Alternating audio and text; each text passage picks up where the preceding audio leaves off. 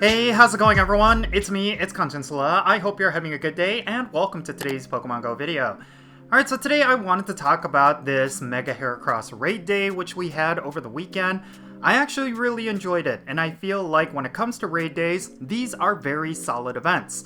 Now, it's been a while since Niantic did a very solid raid day. I think the last couple of them were met with some mixed reactions considering that they did not feature any gameplay relevant Pokemon, but this time around we got ourselves a Mega Evolution that is actually quite useful. A lot of people are probably going to use Mega Heracross in raids from this point on. That's mainly because this Pokemon is really good as a bug type, and it's fairly decent as a fighting type, so I do predict that a lot of players will be using it on the regular.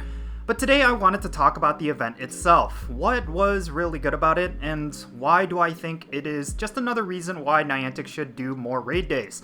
Well, when it comes to Mega Heracross, it was just difficult enough where you could not solo it, which was at first something that I did not like about it, but as the event progressed, I realized that it encouraged a lot more people to come out and also get people to use their remote raid passes.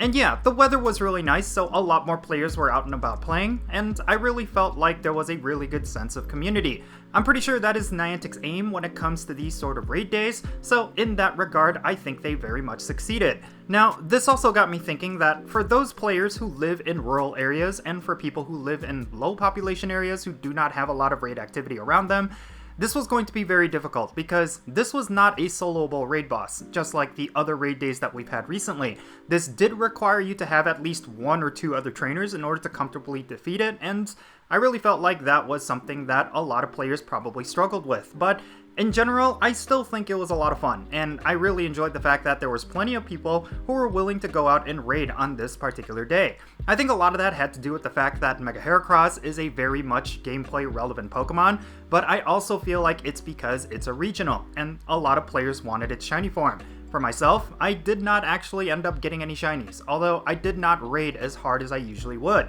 But at the same time, it was kind of fun going out and trying to get the shiny, and I always think that's a huge incentive when it comes to these raid days. If I were Niantic, I would have bumped up the shiny rate just a little bit, because having multiple shinies coming out of this raid day would have been a lot more exciting, and it would have been a good footnote. But I think for myself, as well as a lot of other players who were not lucky enough to get any shinies, yeah, it was a little disappointing at the end. But I would still say it was a lot of fun, and not getting any shinies was not necessarily that much of a big deal. At least for me. I already have a couple shinies from previous raid days, but I could only understand if a player was really disappointed if this was their only opportunity to get a shiny.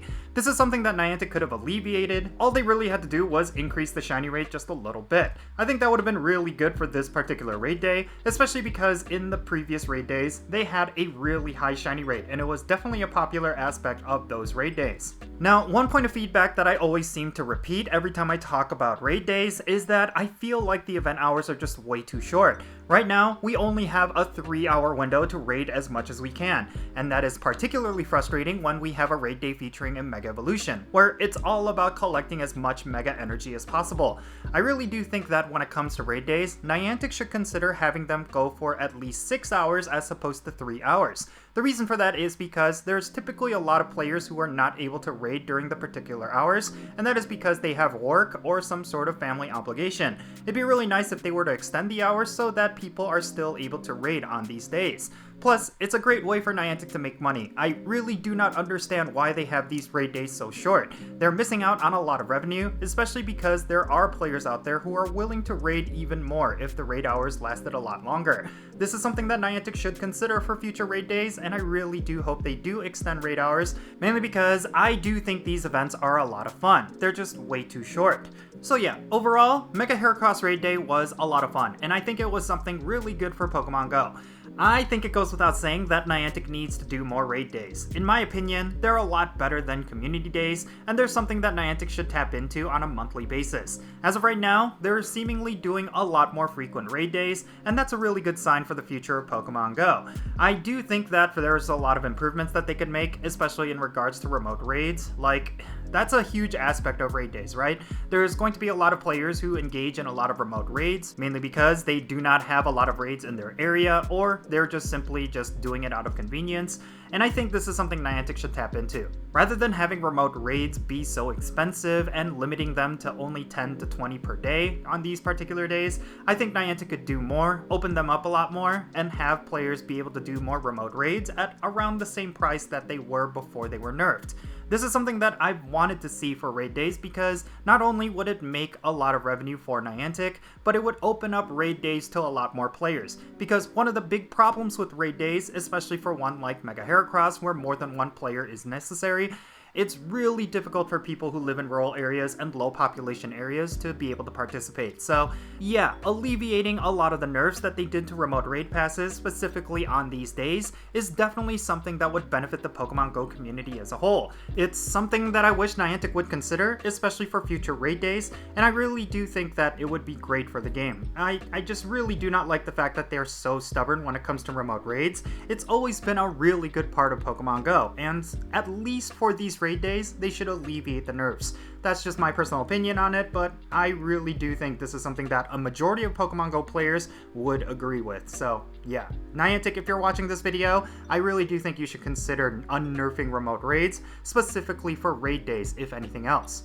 Now, one final note that I'm going to leave you on is that when it comes to Mega Heracross, yes, it is a very powerful Mega Evolution, and I really do think that if you missed out on doing Mega Heracross raids during this raid day, do not worry, because I do think this Mega Evolution is going to be returning in Mega Evolution raids really soon, and when it does, you should definitely go out and try to collect as much Mega Energy as you can. It's a very useful Mega Evolution, and I do think it has a lot of value, especially when it comes to raids, so I do like the fact that Niantic is adding a lot of Pokemon that do have some significant gameplay relevance. That's basically what we want when it comes to raid battles. It seems like a lot of raids that we've been doing lately are for Pokemon that are completely useless, and I really do not like that. It's really going to come down to how useful a Pokemon is in whatever area of the game. Like, if they're going to be doing raid days, they should be for Pokemon that are going to be meta in PvP and raids. Like, these are Pokemon that players want to actually use. Give us something of value, because when it comes to raid days, it just seems like a lot of them are just Pokedex entries.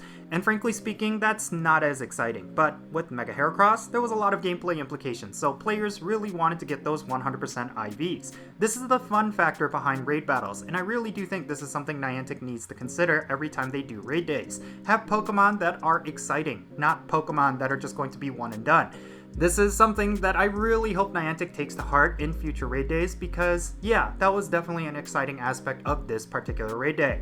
But in any case, yeah, that's going to be it for this video. Now, I would love to know your thoughts regarding Mega Heracross Raid Day down below. Did you participate during this event? How many shiny Heracrosses did you end up with? Share all that down below in the comments, and let's have a great discussion. And thank you so much for making it to this point in the video. If you ended up enjoying it, make sure you hit that like button and subscribe if it's your first time here. And also don't forget that little bell so you can stay up to date on whenever I upload videos. And I want to give a quick shout out to every single patron on my Patreon. You all make this channel content possible. If you want to support the Jinsula channel, the absolute best way you could do so is by clicking on the links in the description below. One of them will take you to my Patreon page. And if you become a paid Patreon member, you will get a permanent spot on my in-game Pokemon Go friends list. So if you want to interact with me in some way, like with remote raids or the friendship system, then make sure you go and check out my Patreon. Also, if you want to support my channel in a different way, you can do so by following me on social media. My handle is @Jinsula, and I'm on the platforms that you see on screen. Make sure you go there and give me a follow.